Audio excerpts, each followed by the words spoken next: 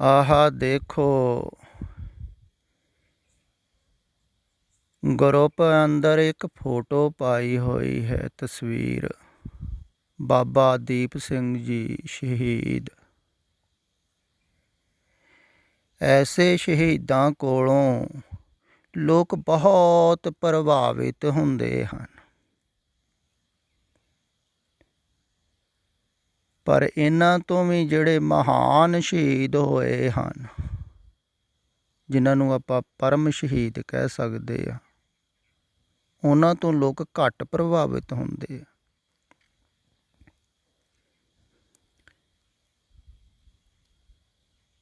ਕਿਉਂਕਿ ਇਹ ਲੜਦੇ ਹਨ ਬਾਹਰਲੇ ਦੁਸ਼ਮਣ ਨਾਲ, ਤੇ ਇਹਨਾਂ ਦਾ ਇਤਿਹਾਸ ਬਣਦਾ ਹੈ, ਤੇ ਇਤਿਹਾਸ ਕਵੀ ਗਾਉਂਦੇ ਹਨ।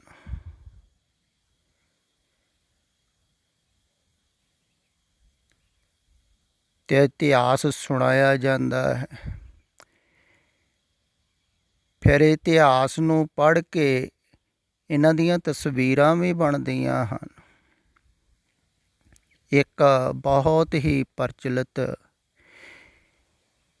ਬਾਬਾ ਦੀਪ ਸਿੰਘ ਜੀ ਦੀ ਤਸਵੀਰ ਹੈ, ਜਿਹਦੇ ਤੋਂ ਜ਼ਿਆਦਾ ਲੋਕ ਪ੍ਰਭਾਵਿਤ ਹੁੰਦੇ ਹਨ। ਹੱਥ ਉੱਪਰ ਸੀਸ ਰੱਖ ਕੇ ਲੜ ਰਹੇ ਹਨ।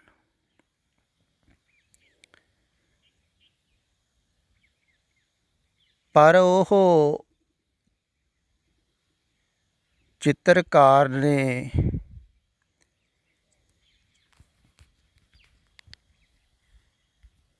ਇੱਕ ਪ੍ਰਤੀਕ ਵਜੋਂ ਬਣਾਈ ਹੋਈ ਹੈ। ਜਿਵੇਂ ਕਵੀ ਬਹੁਤ ਪ੍ਰਤੀਕ ਵਜੋਂ ਸ਼ਬਦ ਲੈ ਲੈਂਦੇ ਹਨ,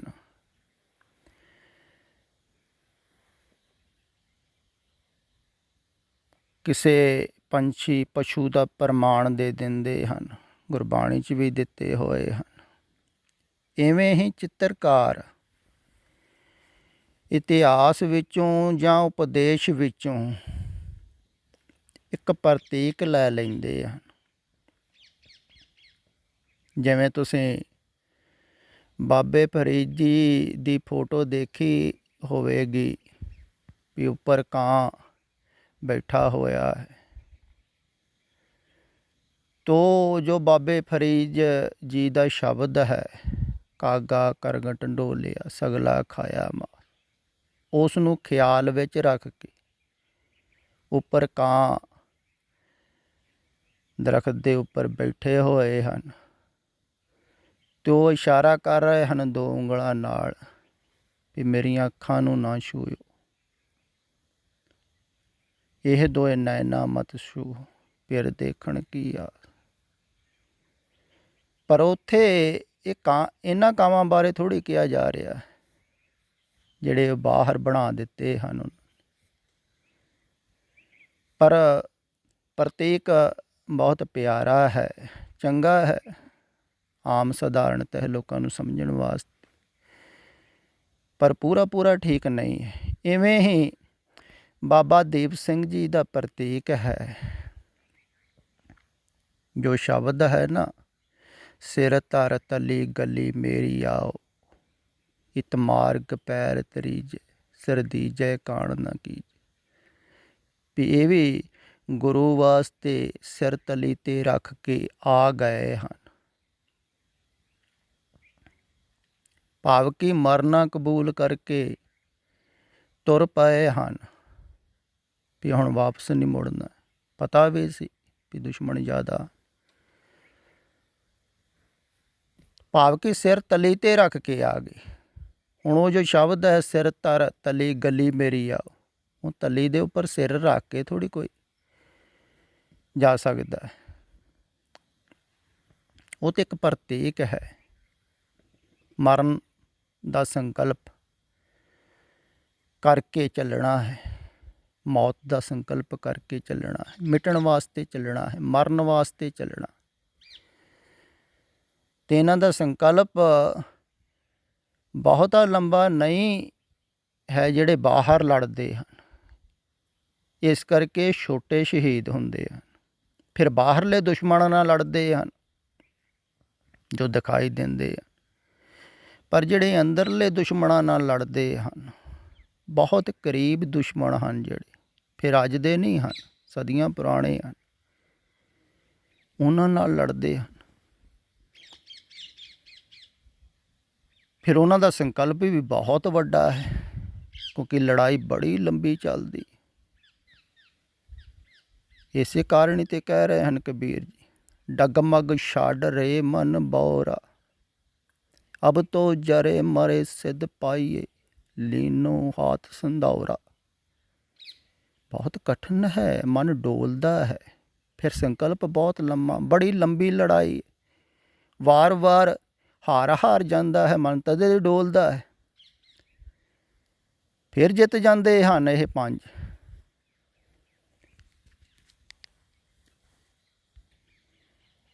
ਜਿਨ ਪੰਚ ਮਾਰੇ ਸੂਰਬੀਰ, ਐਸਾ ਕੌਣ ਬਲੀ ਰੇ। ਕਹਿੰਦੇ ਐਸਾ ਕਿਹੜਾ ਬਲੀ ਹੈ, ਸੂਰਬੀਰ ਹੈ, ਸੂਰਮਾ ਹੈ, ਮਹਾਵੀਰ ਹੈ, ਜਿਹੜਾ ਇਹ ਪੰਜਾਂ ਨੂੰ ਮੁਕਾਊਗਾ। ਤੇ ਜੋ ਬਾਹਰ ਲੜਦੇ ਹਨ, ਬਾਹਰਲੇ ਦੁਸ਼ਮਣ ਦੇ ਨਾਲ ਲੜ ਕੇ ਸ਼ਹੀਦ ਹੁੰਦੇ ਹਨ, ਹੈ ਤੇ ਵੀ ਬਹੁਤ ਹਿੰਮਤ ਸਾਹਸ ਦੀ ਗੱਲ ਹੈ, ਤੇ ਬਹੁਤ ਵੱਡਾ ਸਾਹਸ ਮਰਨ ਵਾਸਤੇ ਚੱਲੇ। ਪਰ ਇਹ ਜੋ ਸਾਹਸ ਹੈ, ਇਹ ਜੋ ਹਿੰਮਤ ਹੈ, ਇਹ ਜੋ ਦ੍ਰਿੜਤਾ ਹੈ, ਨਿਸ਼ਚਾ ਹੈ, ਇਹ ਬਹੁਤਾ ਲੰਮਾ ਸਮਾਂ ਨਹੀਂ। ਕਿੰਨਾ ਕੁ ਸਮਾਂ ਲੱਗਾ ਹੋਵੇਗਾ ਬਾਬਾ ਦੀਪ ਸਿੰਘ ਨੂੰ ਸ਼ਹੀਦ ਹੋਣ ਵਿੱਚ। ਸੰਕਲਪ ਲਿਆ ਤੇ ਤੁਰ ਪਏ, ਤੇ ਉੱਥੇ ਯੁੱਧ ਕਰਦੇ ਹੋਏ ਸ਼ਹੀਦ ਹੋ ਗਏ। ਪਰ ਜਿਹੜੇ ਅੰਦਰਲੇ ਦੁਸ਼ਮਣਾਂ ਦੇ ਨਾਲ ਲੜ ਰਹੇ ਹਨ, ਉਹਨਾਂ ਦਾ ਤੇ ਬੜਾ ਲੰਬਾ ਸੰਕਲਪ ਚੱਲਦਾ, ਲੜਾਈ ਬੜੀ ਲੰਬੀ ਚੱਲਦੀ, ਤੇ ਵਾਰ ਵਾਰ ਵਿਰੋਧੀ ਜਿੱਤ ਜਾਂਦੇ ਹਨ। ਮਨ ਡਿੱਗਦਾ ਹੈ, ਡੋਲਦਾ ਹੈ, ਫਿਰ ਸੰਸਾਰ ਵੱਲ। ਇਹੋ ਹੀ ਹਨ ਨਾ, ਕਾਮ ਕ੍ਰੋਧ ਲੋਭ ਮੋਹ ਹੰਕਾਰ।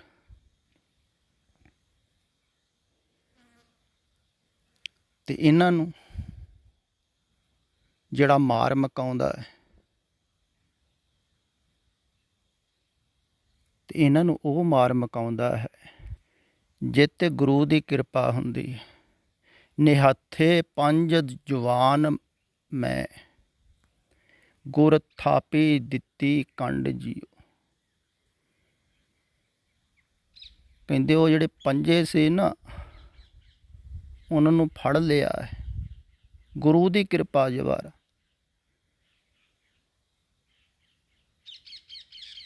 ਭਾਈ ਮੰਝ ਨੇ ਫੜਿਆ ਸੀ ਇਹ ਪੰਜਾਂ ਨੂੰ ਜਿੱਤਿਆ ਸੀ। ਗੁਰ ਥਾਪੀ ਦਿੱਤੀ ਕੰਡ ਜੀਓ, ਗੁਰੂ ਦੀ ਕਿਰਪਾ ਦੁਆਰਾ। ਗੁਰੂ ਦੀ ਕਿਰਪਾ ਕੀ ਹੁੰਦਾ? ਗੁਰੂ ਦਾ ਪ੍ਰੇਮ, ਪ੍ਰੇਮ ਹੀ ਉਹਦੀ ਕਿਰਪਾ ਹੈ।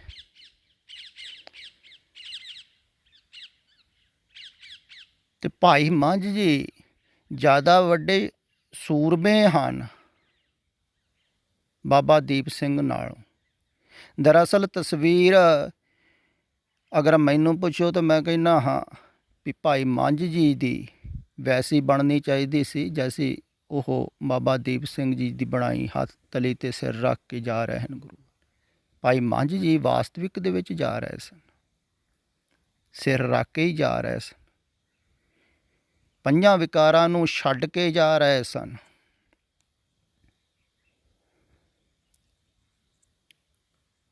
ਇਹੋ ਹੀ ਹਨ ਨਾ ਪੰਜ ਵਿਕਾਰ, ਕਾਮ ਕ੍ਰੋਧ ਲੋਭ ਮੋਹ ਹੰਕਾਰ। ਤੇ ਗੁਰੂ ਵੱਲ ਜਾ ਰਹੇ ਸਨ। ਮੋਹ ਵੀ ਉਹਨਾਂ ਨੇ ਛੱਡਿਆ ਸੀ ਨਾ, ਆਪਣੇ ਪਰਿਵਾਰ ਦਾ, ਆਪਣੇ ਰਿਸ਼ਤੇਦਾਰਾਂ ਦਾ। ਦੇਖੋ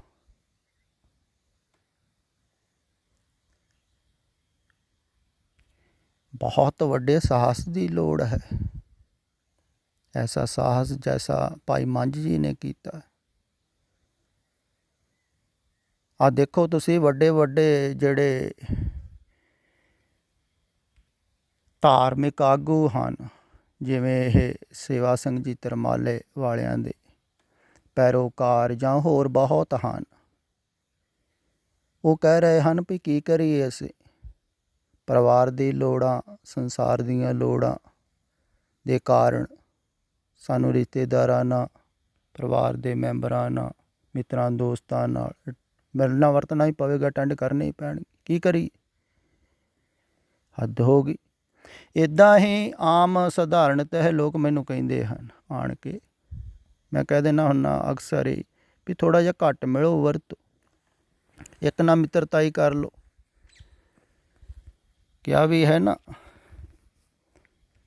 ਸੁਖ ਨਾ ਇਹ ਜੁਗ ਜੋਗ ਬਹੁਤੇ ਕਰੇ ਮੀਤ, ਜੋ ਚਿਤ ਰਾਖੇ ਏਕ ਸਿਉ ਤਿਨ ਕੋ ਨਿਰਮਲ ਜੀਤ। ਕਹਿੰਦੇ ਬਹੁਤੇ ਮਿੱਤਰ ਜਿਹੜਾ ਕਰਦਾ, ਮਿੱਤਰ ਬਣਾਉਂਦਾ, ਉਹ ਸੁੱਖ ਥੋੜ੍ਹੇ ਲੈਂਦਾ, ਸੁੱਖ ਸ਼ਾਂਤ ਥੋੜ੍ਹੀ ਹੁੰਦਾ। ਅਤੇ ਜ਼ਿਆਦਿਆਂ ਵੱਲੋਂ ਧਿਆਨ ਹਟਾਓ, ਰਿਸ਼ਤੇਦਾਰਾਂ ਵੱਲੋਂ ਬਹੁਤਾ ਧਿਆਨ ਨਾ ਕਰੋ। ਉਹ ਕਹਿੰਦੇ ਇਹ ਨਹੀਂ ਹੋ ਸਕਦਾ, ਬੜਾ ਔਖਾ ਹੈ, ਇਹ ਸਾਨੂੰ ਕਰਨਾ ਪੈਂਦਾ, ਮਜਬੂਰੀ। ਮੈਂ ਕਿਹਾ ਰੋਜੀ ਰੋਟੀ ਵਾਸਤੇ ਮਜਬੂਰੀ ਹੋ ਸਕਦੀ ਹੈ ਵੀ ਕਾਰੋਬਾਰ ਕਰਨਾ ਹੀ ਪਵੇਗਾ, ਕਿਉਂਕਿ ਸਰੀਰ ਨੂੰ ਲੋੜ ਹੈ, ਜ਼ਰੂਰਤ ਹੈ, ਕੁਛ ਖਾਣਾ ਪਵੇਗਾ ਅਤੇ ਕਰਨਾ ਹੀ ਪਵੇਗਾ ਉਪਜੀਵਕਾ ਚਲਾਉਣ ਵਾਸਤੇ। ਪਰ ਇਹ ਜਿਹੜੇ ਮੇਲ ਮਿਲਾਪ ਹਨ, ਇਹ ਤੁਸੀਂ ਕਹਿ ਰਹੇ ਹੋ ਵੀ ਘੱਟ ਨਹੀਂ ਹੋ ਸਕਦੇ, ਮਜਬੂਰੀ। ਅਤੇ ਮਜਬੂਰੀ ਦੇ ਕਾਰਨ ਲੋਕ ਕਰ ਰਹੇ ਹਨ ਸਭ, ਇੱਕ ਦੂਸਰੇ ਦੀ ਖੁਸ਼ਾਮਦ, ਇੱਕ ਦੂਸਰੇ ਨੂੰ ਖੁਸ਼ ਦੇਖੋ ਮਿਲ ਵਰਤ ਰਹੇ, ਨਾ ਚਾਹੁੰਦੇ ਹੋਏ ਵੀ ਫਸ ਰਹੇ ਹਨ ਇੱਕ ਦੂਸਰੇ ਦੇ ਵਿੱਚ, ਵੱਜ ਰਹੇ ਹਨ ਇੱਕ ਦੂਸਰੇ ਦੇ ਵਿੱਚ। ਅਤੇ ਇਹਦੇ ਨਾਲ ਇਹ ਮੋਹ ਵੱਧ ਰਿਹਾ ਹੈ, ਕਿਉਂਕਿ ਇੱਕ ਦੂਸਰੇ ਨਾਲ ਜਿੰਨੀ ਮਾਇਆ ਹੈ ਲੈਣ ਦੇਣ ਦੀ ਚੱਲ ਰਹੀ, ਇਹ ਧਿਆਨ ਹੀ ਹੈ, ਧਿਆਨ ਤੁਹਾਡਾ ਮੰਗ ਰਹੇ ਹਨ। ਯਾਰ ਦੋਸਤ ਟੈਲੀਫੋਨ ਕਰ ਲੈਂਦੇ ਆ, ਯਾਦ ਨਹੀਂ ਕੀਤਾ, ਅਤੇ ਤੁਹਾਨੂੰ ਵੀ ਯਾਦ ਕਰਨਾ ਪੈਂਦਾ, ਅਤੇ ਧਿਆਨ ਮੰਗ ਰਹੇ, ਤੁਹਾਡਾ ਧਨ ਲੁੱਟ ਰਹੇ ਹਨ, ਧਿਆਨ ਰੂਪੀ ਧਨ। ਅਤੇ ਮਿੱਤਰ ਹਨ, ਇਹ ਤਾਂ ਦੁਸ਼ਮਣ ਹਨ, ਇਹਨਾਂ ਨੂੰ ਮਾਰ ਮਕਾਉਣਾ ਹੈ ਨਾ। ਦੇਖੋ ਇਹ ਮੋਹ ਨੂੰ ਮਾਰ ਮਕਾਉਣਾ ਹੈ, ਮੋਹ ਤੋਂ ਛੁਟਕਾਰਾ ਪਾਉਣਾ ਹੈ। ਫਿਰ ਇਹ ਜਿਹੜੇ ਹਾਰੇ ਹੋਏ ਹਨ, ਦੇਖੋ ਸੰਸਾਰ ਨਾਲ ਜੁੜੇ ਹੋਏ, ਹਾਰੇ ਹੀ ਹੋਏ ਨਾ, ਅਤੇ ਜਿੱਤਣ ਦੀ ਕਲਾ ਸਿਖਾ ਰਹੇ ਹਨ ਲੋਕਾਂ ਨੂੰ। ਇਹ ਤਾਂ ਉਲਟੀ ਗੱਲ ਹੋ ਗਈ ਨਾ, ਵੀ ਹਾਰੇ ਹੋਏ ਜਿਹੜੇ ਉਹ ਜਿੱਤਣ ਦੀ ਕਲਾ ਸਿਖਾ ਰਹੇ ਹਨ ਦੂਸਰੇ ਨੂੰ। ਸੰਸਾਰ ਜੁੜੇ ਹੋਏ ਸੰਸਾਰ ਦੇ ਨਾਲ, ਉਹ ਸੰਸਾਰ ਤੋਂ ਮੁਕਤ ਹੋਣ ਦੀ ਗੱਲ ਦੱਸ ਰਹੇ ਹਨ। ਕਿਵੇਂ ਦੱਸਣਗੇ? ਇਹ ਤਾਂ ਇਵੇਂ ਹੀ ਹੋਇਆ ਜਿਵੇਂ ਕਿਹਾ ਹੈ ਨਾ, ਅੰਨਾ ਆਗੂ ਜੇ ਥੀਏ ਸਭ ਸਾਥ ਮੁਹਾਵੇ। ਕਹਿੰਦੇ ਜਿਹੜਾ ਅੰਨਾ ਆਗੂ ਹੈ ਨਾ, ਉਹ ਨਾਲਦਿਆਂ ਨੂੰ ਡੋਬ ਦਿੰਦਾ ਹੈ। ਜਿਵੇਂ ਐਵੇਂ ਸਮਝ ਲਵੋ ਵੀ ਜਿਹਨੂੰ ਦਿਖਦਾ ਨਹੀਂ ਹੈ, ਉਹ ਬੇੜੀ ਦੇ ਵਿੱਚ, ਨਾਵ ਦੇ ਵਿੱਚ ਹੋਰ ਨਾਂ ਨੂੰ ਵੀ ਬਿਠਾ ਲੈਂਦਾ ਹੈ ਵੀ ਚਲੋ ਬੈਠੋ, ਮੈਂ ਤੁਹਾਨੂੰ ਲੈ ਚੱਲਦਾ। ਪਰ ਉਹ ਜਿਹੜਾ ਅੰਨਾ ਹੈ, ਉਹ ਪਿੱਛੋਂ ਰੱਸੀ ਖੋਲ੍ਹਣੀ ਕਿਨਾਰੇ ਤੋਂ, ਇਸ ਕਿਨਾਰੇ ਤੋਂ ਭੁੱਲ ਜਾਂਦਾ ਹੈ, ਅਤੇ ਉਹਨਾਂ ਨੂੰ ਬਿਠਾ ਕੇ ਚੱਪੂ ਮਾਰ ਲੱਗ ਜਾਂਦਾ। ਹੁਣ ਚੱਪੂ ਮਾਰਦਾ ਹੈ, ਪਤਾ ਤਾਂ ਲੱਗਦਾ ਨਹੀਂ ਵੀ ਨਾਵ ਅੱਗੇ ਨੂੰ ਜਾ ਰਹੀ ਹੈ ਬੇੜੀ ਕਿ ਨਹੀਂ ਜਾ ਰਹੀ, ਹਿੱਲ ਰਹੀ ਹੈ, ਅਤੇ ਚੱਪੂ ਵੀ ਚੱਲ ਰਹੇ ਹਨ, ਉਹ ਜ਼ੋਰ ਜ਼ੋਰ ਦੀ ਮਾਰਦਾ, ਅਤੇ ਦੂਸਰਿਆਂ ਨੂੰ ਕਹਿੰਦਾ ਤੁਸੀਂ ਵੀ ਮਾਰੋ। ਪਰ ਰੱਸੀ ਜਿਹੜੀ ਹੈ ਉਹ ਪਿੱਛੋਂ ਨਹੀਂ ਖੋਲ ਰਿਹਾ ਹੈ ਇਸ ਕਿਨਾਰੇ ਤੋਂ। ਹੁਣ ਇਸ ਕਿਨਾਰੇ ਤੋਂ ਰੱਸੀ ਨਹੀਂ ਖੋਲੂਗਾ ਤਾਂ ਉਸ ਕਿਨਾਰੇ ਪਹੁੰਚੂ ਕਿਵੇਂ? ਅਤੇ ਡਰਦਾ ਵੀ ਹੈ, ਕਿਉਂਕਿ ਉਹ ਕਿਨਾਰਾ ਖਿਆਲ ਵਿੱਚ ਤਾਂ ਹੈ ਹੀ ਨਹੀਂ, ਦੇਖਿਆ ਤਾਂ ਹੈ ਹੀ ਨਹੀਂ, ਅੰਨਾ ਹੈ ਨਾ। ਅਤੇ ਬਹੁਤੇ ਆਗੂ ਜਿਹੜੇ ਹਨ ਇਹ ਧਾਰਮਿਕ, ਖਿਆਲ ਵਿੱਚ ਰੱਖੋ, ਇਹ ਇਵੇਂ ਹੀ ਕਰ ਰਹੇ ਹਨ। ਆਪਣੇ ਧਾਰਮਿਕ ਸਥਾਨਾਂ 'ਤੇ ਬੜੀ ਸਾਧਨਾ ਕਰਾਉਂਦੇ, ਜਪ ਤਪ ਕਰਾਉਂਦੇ, ਨਾਮ ਜਪਾਉਂਦੇ, ਪਤਾ ਨਹੀਂ ਕੈਸੀਆਂ ਕੈਸੀਆਂ ਲੋਕ ਸਾਧਨਾਵਾਂ ਕਰਾ ਰਹੇ ਹਨ, ਮੈਨੂੰ ਹੈਰਾਨਗੀ ਹੁੰਦੀ। ਅਤੇ ਲੋਕ ਕਰ ਰਹੇ ਹਨ, ਤੋ ਉਹ ਕਹਿੰਦੇ ਹਨ ਹੋਰ ਜ਼ੋਰ ਲਾਓ, ਹੋਰ ਸਾਧਨਾ ਕਰੋ, ਹੋਰ ਧਿਆਨ ਕਰੋ, ਹੋਰ ਸਿਮਰਨ ਕਰੋ, ਹੋਰ ਚੱਪੂ ਮਾਰੋ। ਹੁਣ ਚੱਪੂ ਜ਼ਿਆਦਾ ਮਾਰਨ ਨਾਲ ਤੁਸੀਂ ਅੱਗੇ ਥੋੜ੍ਹੀ ਜਾਓਗੇ। ਪਿੱਛੋਂ ਰੱਸੀਆਂ ਖੋਲ੍ਹਣ ਵਾਸਤੇ ਕੋਈ ਨਹੀਂ ਕਹਿੰਦਾ ਹੈ ਸੰਸਾਰ ਵੱਲੋਂ, ਧਿਆਨ ਹਟਾਉਣ ਵਾਸਤੇ। ਪਿੱਛੋਂ ਬੰਧਨ ਤੋੜਨ ਵਾਸਤੇ ਕੋਈ ਨਹੀਂ ਕਹਿੰਦਾ ਹੈ। ਮਿੱਤਰੋ, ਜਿੰਨਾ ਚਿਰ ਪਿੱਛੋਂ ਬੰਧਨ ਨਾ ਖੋਲੋਗੇ, ਪਿੱਛੋਂ ਰੱਸੀ ਨਾ ਖੋਲੋਗੇ, ਤੁਹਾਡੀ ਇਹ ਨਾਵ ਇਹ ਅੱਗੇ ਕਿਵੇਂ ਜਾਵੇਗੀ ਸੱਤ ਵੱਲ। ਹੁਣ ਆ ਸੱਤ ਦੇ ਕਿਨਾਰੇ ਨਾਲ ਬੱਧੀ ਹੋਈ, ਰੱਸੀਆਂ ਵੀ ਬਹੁਤ ਹਨ ਪਿੱਛੇ ਪਾਈਆਂ ਹੋਈ, ਇੱਕ ਥੋੜ੍ਹੀ ਹੈ, ਕਿੰਨੀਆਂ ਹਨ। ਤੁਸੀਂ ਦੂਰ ਜਾਂਦੇ ਹੋ, ਕਿੰਨਾ ਕੁ ਚੇਤੇ ਆਉਂਦਾ ਹੈ ਤੁਹਾਨੂੰ? ਤੋ ਸਭ ਰੱਸੀਆਂ ਹੀ ਹਨ। ਧਿਆਨ ਲੱਗਾ ਹੋਇਆ, ਪਿੱਛੇ ਬੰਧੇ ਹੋਏ, ਅਤੇ ਇਹ ਰੱਸੀਆਂ ਜਿੰਨਾ ਚਿਰ ਖੋਲ੍ਹਦੇ ਨਹੀਂ ਹੋ, ਅਤੇ ਖੋਲ੍ਹਣ ਨੂੰ ਕੋਈ ਵੀ ਨਹੀਂ ਕਹਿ ਰਿਹਾ ਹੈ। ਕਮਾਲ ਦੀ ਗੱਲ ਤਾਂ ਇਹ ਹੈ। ਅਤੇ ਇਹਨਾਂ ਜਿਹੜੇ ਅੰਨੇ ਹਨ, ਕਿਉਂਕਿ ਆਪ ਤੇ ਜਾਗੇ ਨਹੀਂ ਹੋਏ ਹਨ, ਕਿਹਾ ਵੀ ਹੈ ਨਾ, ਅੰਨੇ ਸੇ ਨਾ ਆਖੀਨ ਜਿਨ ਮਨ ਲੋਚਣ ਨਾਹੀਂ, ਅੰਨੇ ਸੇ ਹੀ ਨਾਨਕਾ। ਕਹਿੰਦੇ ਅੰਨੇ ਉਹ ਨਹੀਂ ਹੈ ਜਿਨ੍ਹਾਂ ਦੇ ਸਰੀਰ 'ਤੇ ਅੱਖਾਂ ਨਹੀਂ ਹਨ, ਜਿਨ੍ਹਾਂ ਦੇ ਹਿਰਦੇ ਅੰਦਰਲੀ ਅੱਖ ਨਹੀਂ ਖੁੱਲ੍ਹੀ ਹੈ, ਉਹ ਅੰਨੇ ਹਨ। ਅਤੇ ਉਹਨਾਂ ਨੂੰ ਦਿਖਦਾ ਥੋੜ੍ਹੀ ਹੈ ਵੀ ਬਾਹਰ ਸੰਸਾਰ ਨਾਲ ਜਿੰਨਾ ਚਿਰ ਰੱਸੀਆਂ ਬੱਧੀਆਂ ਹੋਈਆਂ ਹਨ, ਤਾਂ ਉਹਨਾਂ ਚਿਰ ਤੁਸੀਂ ਬੱਧੇ ਹੋਏ ਹੋ। ਅੱਗੇ ਕਿਵੇਂ ਜਾਓਗੇ ਸੱਤ ਵੱਲ? ਝੂਠ 'ਤੇ ਬੰਧਨ ਹੈ, ਬੰਧਨ ਦੇ ਵਿੱਚ ਬੰਧੇ ਹੋਏ।